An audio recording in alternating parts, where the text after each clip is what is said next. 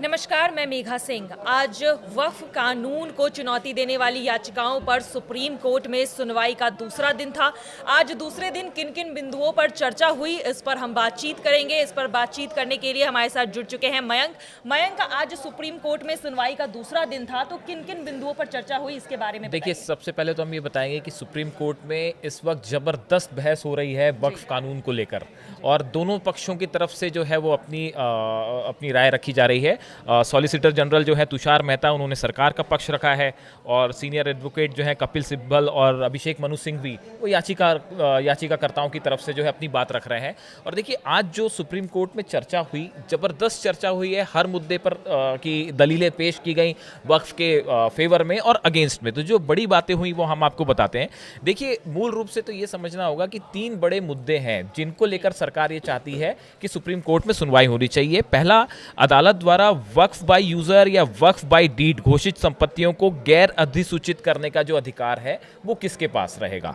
दूसरा, पदेन सदस्यों को छोड़कर केवल मुसलमानों को ही इसमें काम करना चाहिए या ना चाहिए। इस बोर्ड में जो वक्फ बोर्ड है, क्या इसमें सिर्फ मुसलमान होंगे या नहीं होंगे, इसको लेकर सरकार चाहती है कि सुनवाई हो। और तीसरा, जो कलेक्टर के अधिकार हैं, इसको लेकर बार बार सवाल उठ रहे हैं कि कलेक्टरों के पास जो है वो संपत्ति सरकारी भूमि है या नहीं, वक्फ संपत्ति को वक्फ माना जाएगा या नहीं, ये तय करने का अधिकार कलेक्टर के पास होगा या नहीं होगा। ये बड़े फ्रेमवर्क हैं जिसको लेकर चर्चा है।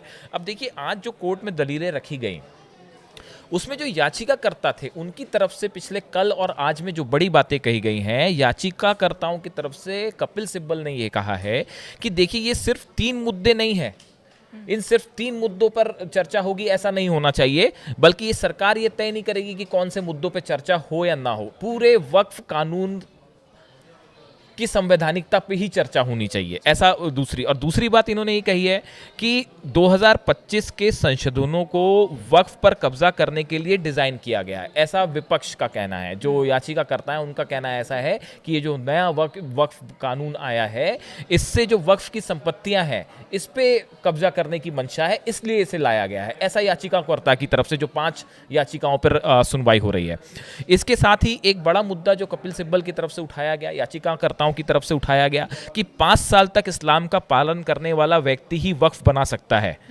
इस मुद्दे को लेकर जो है वो काफी ज्यादा चर्चा हुई है, और उनका कहना है कि ये तय सरकार कैसे करेगी कि कोई व्यक्ति जो है वो 5 साल से इस्लाम का पालन कर रहा है या नहीं कर रहा है, हाँ, प्रैक्टिसिंग मुस्लिम को लेकर, और जिसे असंवैधानिक बताकर जो है वो याचिकाकर्ताओं ने चुनौती दी है। तो देखिए, ये जो मुद्दे हैं इनको लेकर चर्चा हुई, और जैसे कपिल सिब्बल ने एग्जैक्टली जो पक्ष कोर्ट में बात रखी, हम उस प्रावधान को चुनौती देते हैं जिसमें कहा गया है कि केवल मुसलमान ही वक्फ बना सकते हैं। सरकार कैसे कह सकती है कि केवल वे लोग ही वक्फ बना सकते हैं जो पिछले 5 सालों से इस्लाम को मान रहे हैं। इतना नहीं, राज्य कैसे तय कर सकता है कि मुसलमान हूँ या नहीं और इसलिए वक्फ बनाने के योग्य हूँ। तो ये जो एक बड़ा मुद्दा है ये कि वक्फ कौन बनाएगा, इसको लेकर।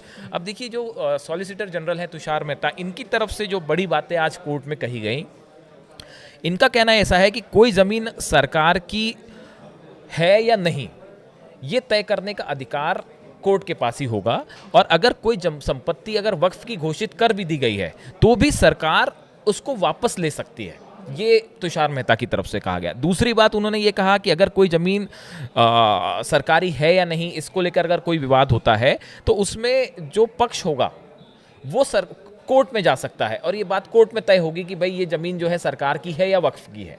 तो सॉलिसिटर जनरल का ये कहना था कि भाई कोई जमीन अगर सरकार की है, भले उसे वक्फ घोषित कर दिया गया हो, तो उसे वापस लिया जा सकता है। ये उनकी तरफ से मेजर तर्क दिया गया, और ये भी बताया गया कि इसके लिए क्या प्रोसीजर होगा।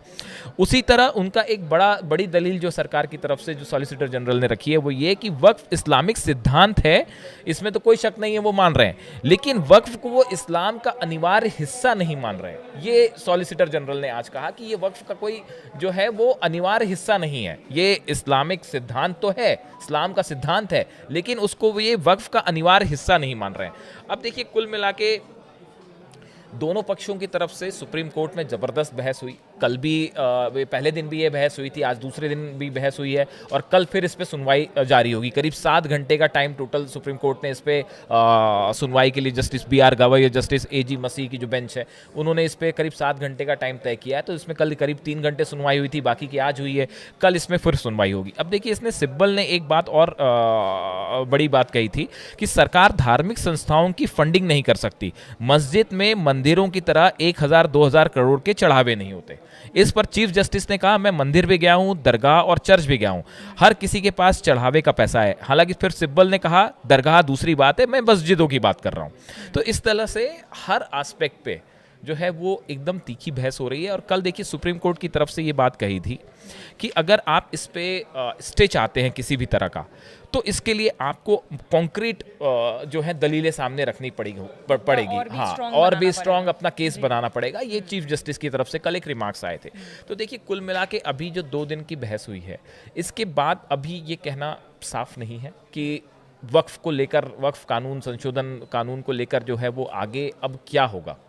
लेकिन फिलहाल जो स्थिति कल और आज बनी है, दोनों पक्षों की ओर से पूरी मजबूती के साथ अपना केस रखा गया है और अब इसमें कल फिर सुनवाई है। तो शायद कल तक का इंतजार करना चाहिए कि कल क्या इस पे कोई बड़ी बात निकल के सामने आती है। और साथ ही सुप्रीम कोर्ट भी लगातार सवाल पूछ रही है, चाहे वो पक्ष से हो चाहे यहाँ पर याचिकाकर्ताओं से हो। तो सुप्रीम कोर्ट ने भी कल कई सारे सवाल पूछे हैं। हाँ, आपने बिल्कुल ठीक ये बात कही कि सुप्रीम कोर्ट ने देखिए जब ये कहा कि भाई याचिकाकर्ताओं को जो है अपना पक्ष को और मजबूत बनाना चाहिए, उसके बाद आज जो सुनवाई हुई, इसमें सॉलिसिटर जनरल जो तुषार मेहता हैं, इनकी तरफ से जो बड़ी बात कही गई, जो एग्जैक्ट उन्होंने कहा कि ये ऐसा मामला नहीं है जहां मंत्रालय ने एक बिल बनाया और बिना सोच विचार के वोटिंग कर दी गई हो। यह एक पुरानी समस्या को खत्म कर रहे हैं जिसकी शुरुआत 1923 में की गई थी।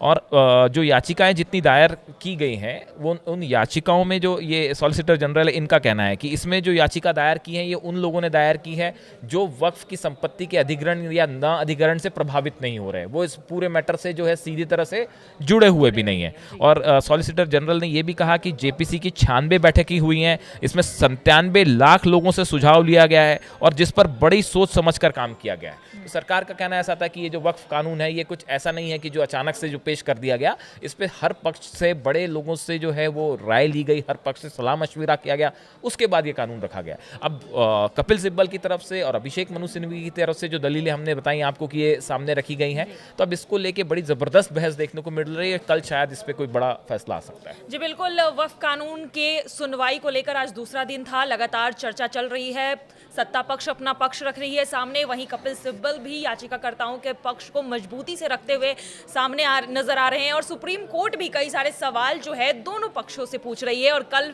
बहस ये चालू रहेगी और हमारी नजर भी इस खबर पे बनी हुई है। और अब देखना यही है कि वक्फ कानून को लेकर सुप्रीम कोर्ट क्या फैसला सुनाती है और सबसे अहम बात, कब फैसला सुनाती है। फिलहाल आज के लिए बस इतना ही। बाकी की तमाम खबरों के लिए जुड़े रहिए न्यूज़ 18 उत्तर प्रदेश उत्तराखंड के डिजिटल प्लेटफॉर्म के साथ। धन्यवाद।